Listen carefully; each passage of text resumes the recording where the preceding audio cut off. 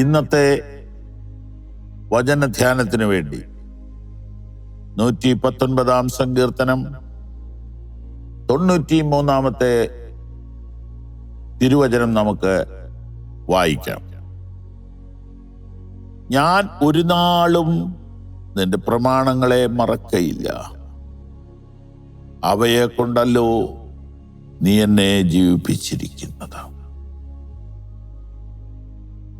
മറക്കരുതാത്ത ചില കാര്യങ്ങളുണ്ട്. 103 സങ്കീർത്തനം ഇങ്ങനെ പറയുന്നു, എൻ മനമേ യഹോവയെ വാഴ്ത്തുക, അവന്റെ ഉപകാരങ്ങൾ ഒന്നും മറക്കരുത്. ഒത്തിരി ഉപകാരങ്ങൾ കർത്താവ് നമുക്ക് ചെയ്തുകൊണ്ടിരിക്കുന്നു. പക്ഷെ നമ്മൾ മറന്നു പോകുന്നവരാണ്.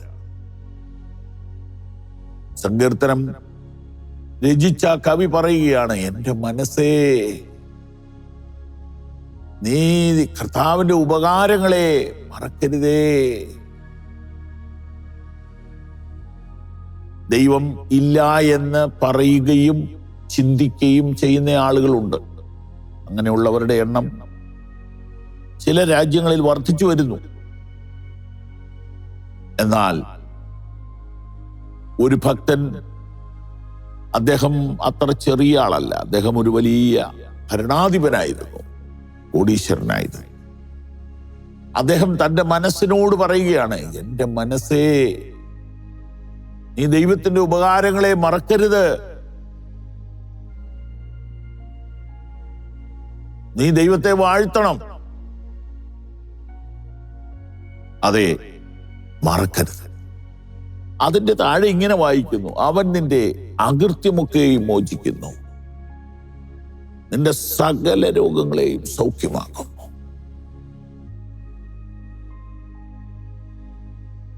പ്രാണനെ നാശത്തിൽ നിന്ന് വീണ്ടെടുക്കുന്നു, ദയയും കരുണയും നിന്നെ അണിയിക്കുന്നു, യൗവനം നിലനിർത്തുന്നു. ഇങ്ങനെ പോകുന്നു വർണ്ണനകൾ.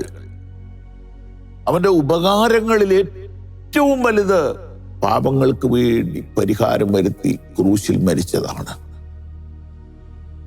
അവൻ നിന്റെ അകൃത്യമൊക്കെയും മോചിക്കുന്നു. അത് മറക്കരുത്. പാപപരിഹാരയാഗം മറക്കരുത്. അതുകൊണ്ടാണ് ക്രൈസ്തവ സഭ കൂടി വരുമ്പോൾ തിരുമേശ ശുശ്രൂഷ നടത്തുന്നത്. തിരുമേശ എന്ന വാക്കും കർത്താവിന്റെ അത്താഴം എന്ന വാക്കും അപ്പനുറുക്ക് എന്ന വാക്കുമാണ് വേദാനുസരണമായ വാക്ക്. അപ്പൊ ഓർക്കുക, കർത്താവ് ചെയ്ത ഏറ്റവും വലിയ ഉപകാരങ്ങളെ ഓർക്കുവാൻ വേണ്ടി മാത്രം ഈ തിരുമേശ ശുശ്രൂഷ നിലകൊള്ളുന്നു.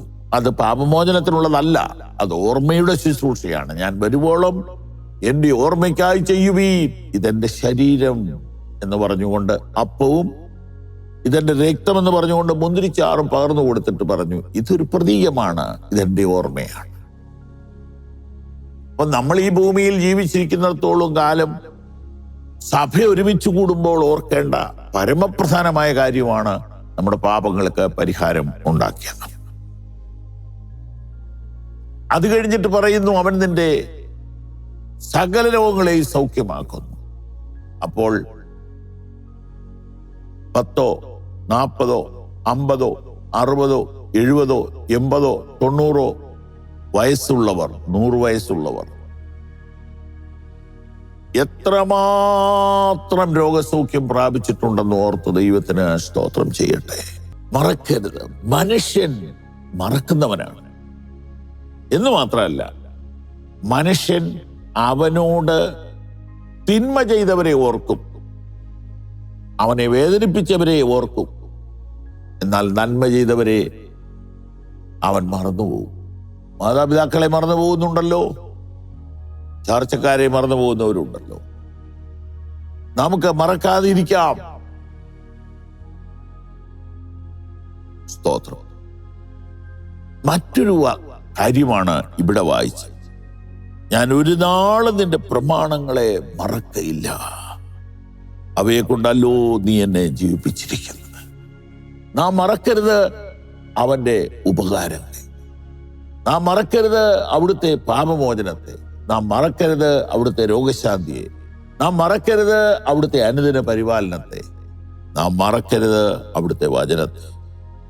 ഞാൻ ഒരു നാളും അങ്ങയുടെ പ്രമാണങ്ങളെ മറക്കുകയില്ല. എന്തുകൊണ്ടെന്നാൽ അവയെ കൊണ്ടല്ലോ നീ എന്നെ വീണ്ടും ജീവിപ്പിച്ചത്. എന്നെ ജീവിപ്പിച്ചത് സ്തോത്രം. എന്നെ ഇന്ന് വരെ നിലനിർത്തിയത് ദൈവത്തിന്റെ വചനമാണ്. ഇന്നലെ നമ്മൾ ധ്യാനിച്ചു, അവിടുത്തെ വചനം എൻ്റെ പ്രമോദമായിരുന്നു. അതുകൊണ്ടാണ് ഞാൻ എൻ്റെ കഷ്ടതയിൽ നശിച്ചു പോകാതിരുന്നത്. ഇപ്പോൾ പറയുന്നു, ഞാൻ ഇതിന്റെ വചനങ്ങളെ മറക്കുകയില്ല. എൻ്റെ പ്രിയപ്പെട്ട സഹോദരിമാരെ, സഹോദരന്മാരെ, വചനം മറക്കല്ലേ. ഞാൻ നിങ്ങളോട് സ്നേഹത്തോടെ ചോദിക്കട്ടെ, വചനം ബൈ ഹാർട്ട് ആക്കുന്നുണ്ടോ? വചനങ്ങളെ ഹൃദിസ്ഥമാക്കി എത്ര പേരുണ്ട്? ഞാൻ നിന്നോട് പാപം ചെയ്യാതിരിക്കേണ്ടതിന് നിന്റെ വചനങ്ങളെ എൻ്റെ ഹൃദയത്തിൽ നിക്ഷേപിക്കുന്നു. വചനം മറക്കുന്നവൻ ദൈവത്തെ മറക്കുന്നു. വചനം മറക്കുന്നവൻ പിശാചിനോട് തോൽക്കുന്നു. വചനം മറക്കുന്നവൻ പാപം ചെയ്യുന്നു. 24 മണിക്കൂറും 365 ദിവസവും വചനത്തിന്റെ ഒരു കണക്ഷനിൽ നിന്നാൽ പാപം ചെയ്യാൻ പറ്റില്ല. വചനത്തിൽ നിൽക്കുന്നവൻ അവൻ തളർന്നു പോകുകയില്ല.